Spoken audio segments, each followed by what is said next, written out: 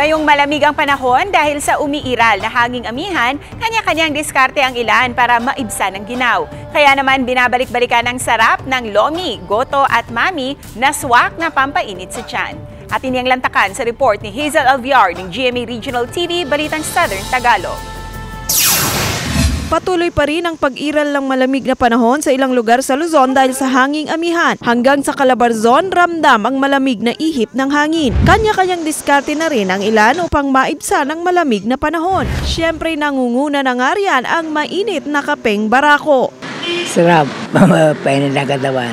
At dini nga sa Batangas, hindi rin nawawala sa listahan ang binabalik-balikang lomi. Si Stephanie na mula pa sa Maynila dumayo sa Batangas City para matikman ang authentic na lomi. Nung unang tikim ko before, napasabi na po talaga, pagbalik ko ng Maynila, hindi na ako kakain ng lomi sa Maynila. Dito na po talaga ako. Kailangan Batangas ka talaga kakain ng lomi. Lagi namin binabalik-balikan. Kahit nga mainit, naglolomi kami lalo kapag malamig. At kung gusto mong humigop ng mainit na sabaw, nariyan ang goto na swak na pampainit sa tiyan. Tiyak daw na ikay mabubusog kapag ito'y iyong natimusan. Ay, swabe. Masarap kasi yung timpla. Masarap ang katawan, busog. Tapos, enjoy pa sa kinain, hindi lugi yung binayad. Akin na inaayos yung pagtitimpla para hindi sila madala.